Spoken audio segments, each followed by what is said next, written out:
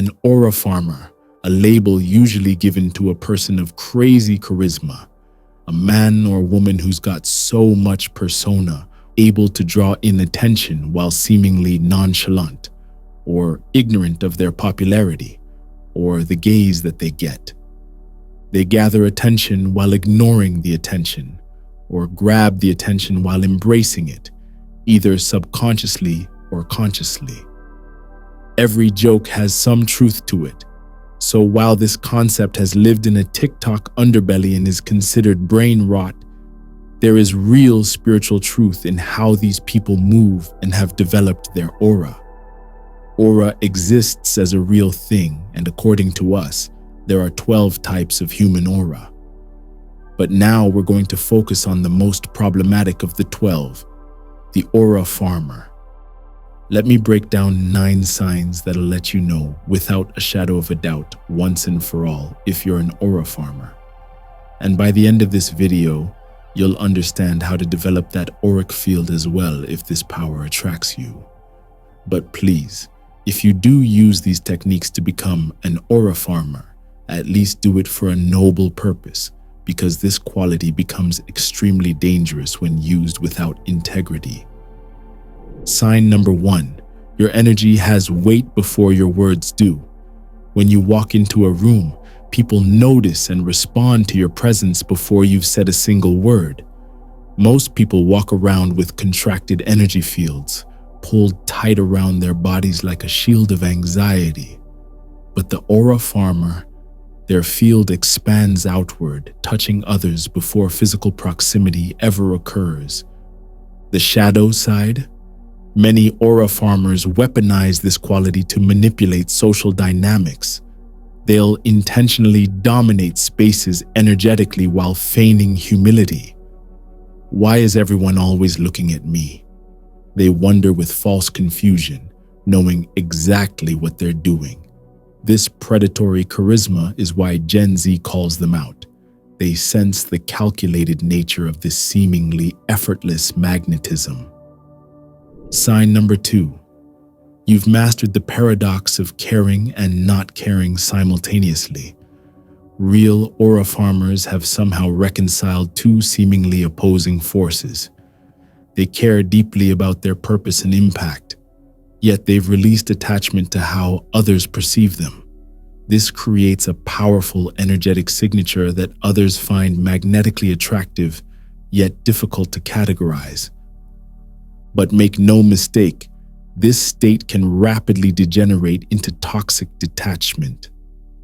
Many spiritual narcissists use non-attachment as an excuse for emotional unavailability and abandonment.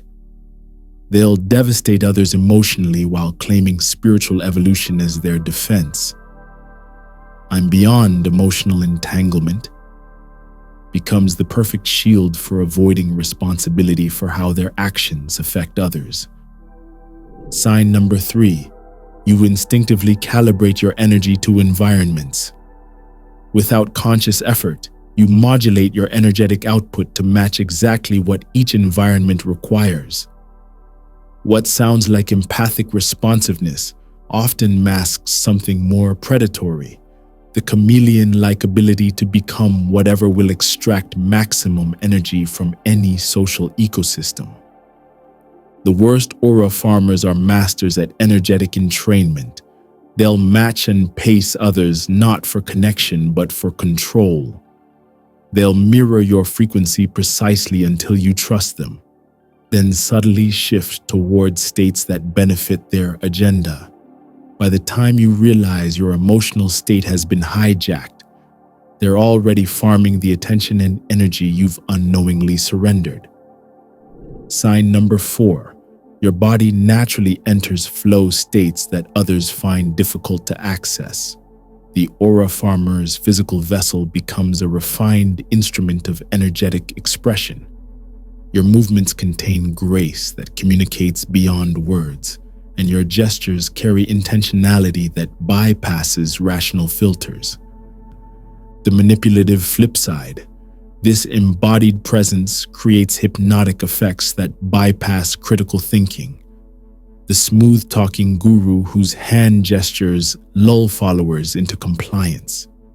The charismatic leader whose physical presence overrides rational objections. The seductive partner whose movements create trance states that cloud judgment. Physical grace becomes the perfect delivery system for psychological manipulation. If you've recognized yourself in these first 4 signs, give us a like and subscribe. I'm going to continue unpacking the dark side of these abilities and how to use them responsibly instead. Now listen. Sign number 5. You experience unusual synchronicities constantly.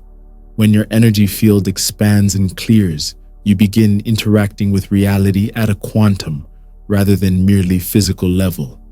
Information, opportunities, and connections begin appearing with uncanny timing and relevance. But here comes the shadow, spiritual narcissism. Many aura farmers interpret these synchronicities as cosmic confirmation of their special status, rather than natural phenomena of expanded awareness. The universe wants me to have this becomes justification for taking what isn't offered.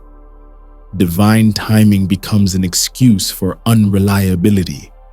Trust the flow becomes a cover for avoiding commitments. Sign number 6. You notice people mirroring your energy and behaviors.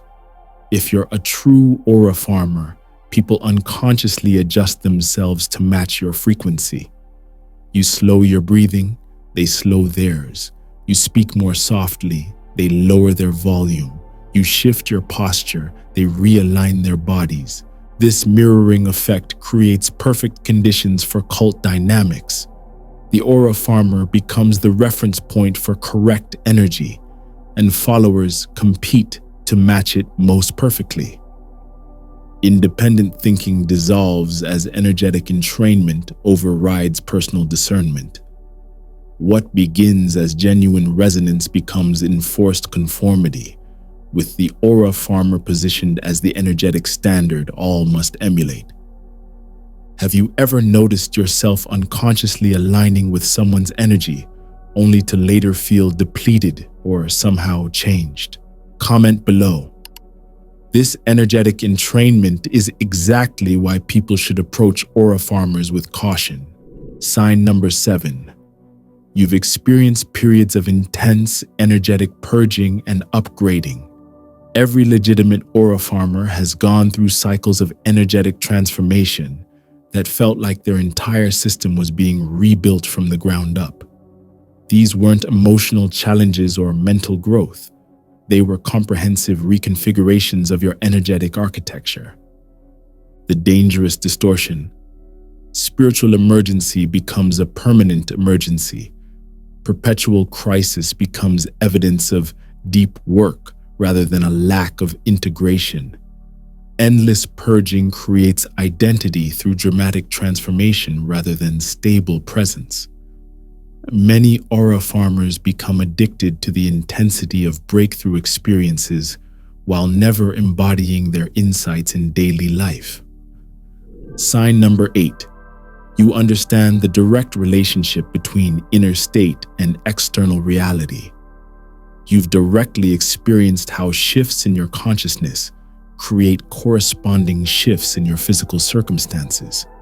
You know that your thought patterns, emotional states, and beliefs are programming the quantum field around you.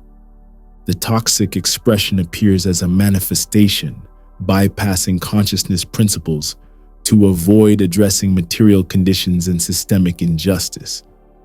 You created this reality becomes a weapon against suffering. Change your thoughts becomes a dismissal of valid concerns. Everything happens for a reason becomes an excuse for not addressing genuine harm. Sign number 9. You've learned to be a conscious conductor rather than a generator of energy. Rather than merely radiating your particular frequency and affecting whatever happens to be nearby, you've learned to channel specific qualities of consciousness with precision and purpose. However, this capacity creates the perfect conditions for energy vampirism. the conscious harvesting of others' life force. Many aura farmers become addicted to the power rush of conducting massive energy through large groups. They create dependency by positioning themselves as the necessary channel for energy that others could access directly. They farm followers for energetic supply while claiming to serve spiritual liberation. You know what's ironic? I've been describing these traits as if they represent spiritual evolution, but many of these qualities can exist in completely unspiritual people. The most effective narcissists, cult leaders, and manipulators display these exact same traits without any spiritual framework. The Gen Z joke contains wisdom. They recognize the pattern of energetic manipulation regardless of whether it wears spiritual clothing. So what's the difference between authentic presence and aura farming? Intention and impact. Do you cultivate awareness to serve collective evolution or to feed personal gratification? Does your presence empower others' sovereignty or create dependency on your energy? Are you channeling consciousness through your unique expression or harvesting attention to inflate your sense of importance? Look deeply at your motivations. The human capacity for self-deception runs particularly deep around spiritual development. The very consciousness that could liberate can become the ultimate prison when yoked to ego needs. Your energy affects everything around you, whether you recognize it or not. It's better to wield this power consciously than pretend it doesn't exist. Stop wondering if you're an aura farmer and start asking what kind of crops you're planting in the field of shared consciousness. Your aura isn't broadcasting who you are, it's creating what we all become. Make it count.